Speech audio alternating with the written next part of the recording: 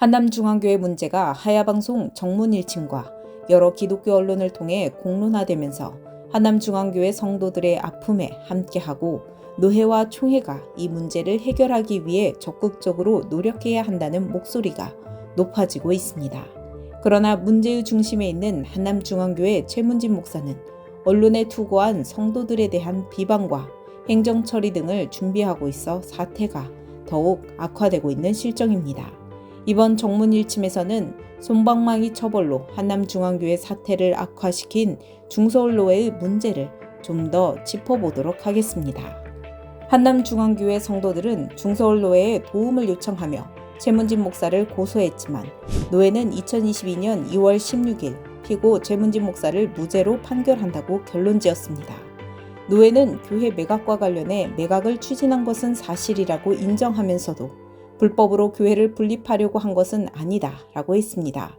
또 최문진 목사의 권력적인 위력 행사로 성도들의 분열을 조장하였고 실족하여 교회를 떠나게 했다는 교인들의 주장에 대해서는 목회 활동에 있어서 미숙한 부분이지 재판에서 처벌할 만한 범죄 요건이 아니라는 등의 이유를 들었습니다.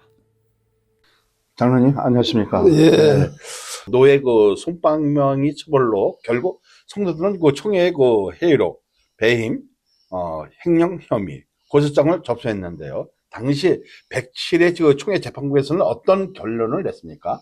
총회에서는 재판국을 상소는 기각하고 한다 했고, 동시에 대한예수교 장로회 중서로회에 피고소인 최문진 씨를 3개월 내에 기소해서 재판하고 보고하라고 주문을 했습니다. 자, 장로님, 그러면 재판국을 설치해야 하는데 왜 중서언로회는 수습위원회에서 기각 처리를 한 것입니까?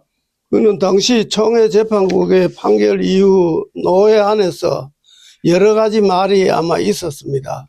이거를 따라가느냐 안 따라가느냐 하다가 그래도 총회의 지시니까 노회에서 응해야 된다. 그래가지고 재판국을 설치했습니다. 그 설치하고 우리 보고 500만 원 비용을 내라 그래가 그걸 지불까지 했습니다. 그 총회 지시가 있어 재판국까지 구성이 됐는데 제가 전번에 A 목사라고 말씀드렸습니다만은 그 목사님을 만나가지고 이거를 어떻게 하면 좋으냐 그랬더니 그 A 목사 얘기가 세상법으로 하면은 형사재판이고 장로님이 지금 50인 이상 서명을 받아가지고 노회에 제출하면은 해약청원서를 내면은 그 위임 목사 해약을 해드리겠다. 거기에는 그 수습위원 5명을 낼 테니까 수습위원하고 의논해가지고 위로금을 드리고 목사를 내보내든지 두 패 양쪽에 지금 나간 사람들을 재신방해가지고 교회를 다시 뭉치든지 둘 중에 하나를 해주겠다고 약속을 했기 때문에 저는 거기에 동의를 하고. 자, 그러면 결국 총회에서 재판해 보라고 이제 했지만 여기에 대한 재판은 없었던 거네요. 없었죠. 네. 자, 그럼 물론 성도들이 고소를 취하기는 했지만, 자, 이와 관련해서 총회 지시 사항 거부한 것은 이제 문제가 없는지 등을 우리가 이제 살펴볼 필요가 있을 것 같아요. 예. 자, 그러면 이와 관련해서 총회 재판국장으로 지낸 모 목사가 의견을 한번 들어보기로 이제 하고요. 재판국장을 지낸 모 목사의 의견에 따르면 총회 재판국에서 정한 기간 내에 재판해서 보고하라고 했는데 노회가 보고하지 않았다면 총회 결의 위반이라고 지적했습니다.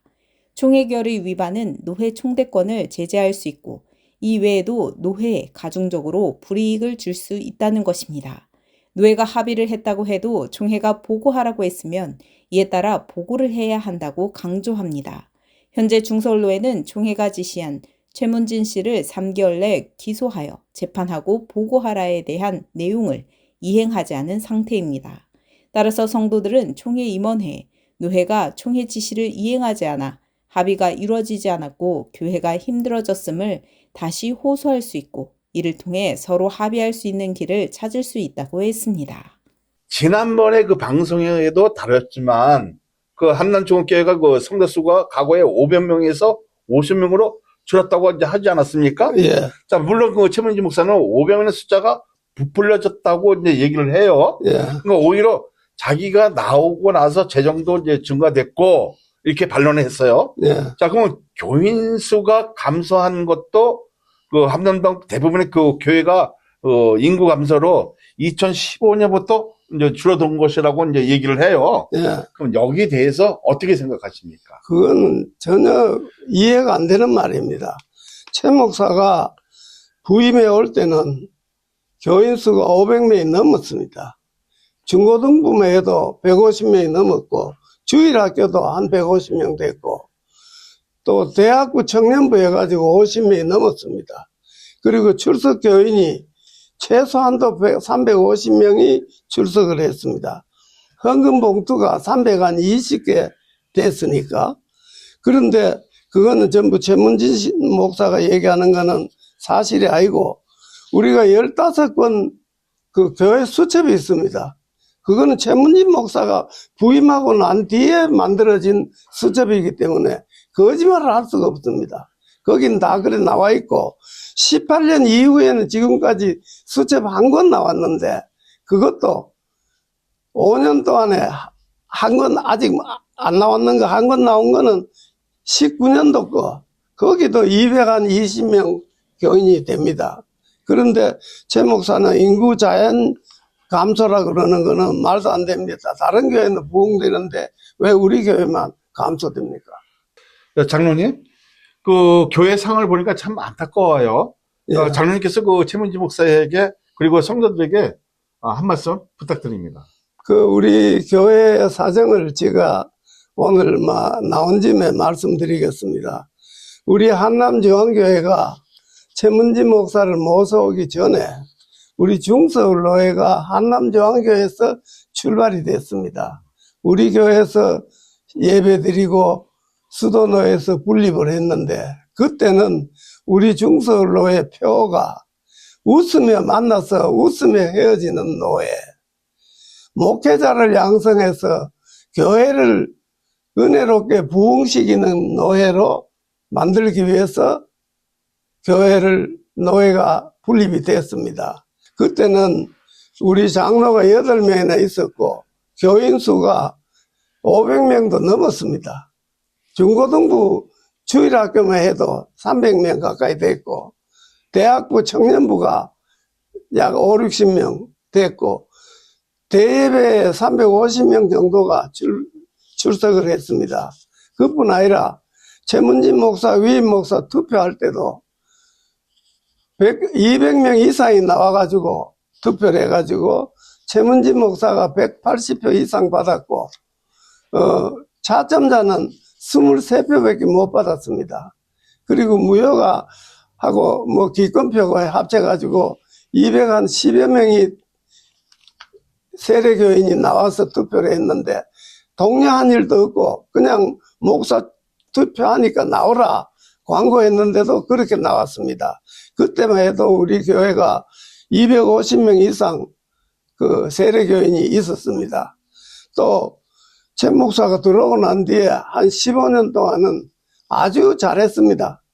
교인도 안 줄었고 헌금도 더 많이 나왔고 교육관도 새로 지었고 아주 잘했는데 2018년부터 시작해가지고는 최 목사가 교인을 고소하고 자기 개인 문제를 가지고 고소하고 자기가 들고 일어나니까 교인들이 목사가 거짓말한다. 목사 말을 믿을 수가 없다. 이래가지고 빠져나가기 시작한 것이 다 빠져나갔습니다. 그리고 최문진 목사가 마지막 교회 수첩을 냈는데 거기도 220명은 등록이 되어 있습니다. 그런데 지금은 50명도 안 됩니다. 자기 따르는 교인 한 20명 되는 거 그게 전부입니다. 나머지는 교회를 목사가 보고 싶어서 오는 게 아니고 교회를 지키려고 오는 사람입니다. 지키기 위해서 나오는 건데 이번에 내가 그 하야방송 하고 난 뒤에 전국적으로 지가 그 청신의 재단 이사를 했기 때문에 전부 많은 사람들이 전화가 왔어요. 그리고 묻는 게 교회는 노회나 총회는 목사 편이 들지 장로 편 드는 사람은 없다. 조심해라. 이런 말을 내가 들었는데 지금 내가 분명히 말씀드리는데 우리 교회는 지금이라도 최 목사가 떠나면은 당장이라도 150명, 200명은 나옵니다. 나는 그 자신하고 있습니다. 자, 그러면 총회와 그 노회에도 다시 한번 그 당부 부탁하고 싶은 것이 있다면 여기에서도 말씀. 500명이었던 교인이 50명이 되었습니다. 교인들의 아픔과 슬픔은 이루 말할 수 없습니다. 총회는 교회를 보호해야 될 의무가 있다고 생각합니다. 총회가 교회와 성도를 지켜주지 않으면 한국교회는 희망이 없습니다. 총회와 임원회는 한남중앙교회를 눈물 흘리는 교인들을 외면하지 마시고 공의와 정의를 기준으로 정직하게 문제를 해결할 수 있도록 도와주시기를 간절히 바랍니다. 한남중앙교회 문제는 목회자와 성도의 갈등으로 출발했지만 지금은 노회의 솜방망이 처벌, 총회 지시 불이행으로 악화되고 있는 상황입니다. 따라서 노회는 계속 갈등하고 있는 교회의 문제를 덮어두고 모르쇠로 일관할 것이 아니라 정확한 절차에 따라 교회와 성도의 아픔에 귀 기울이며 합의할 수 있는 길을 열어주어야 하지 않을까 생각해 봅니다.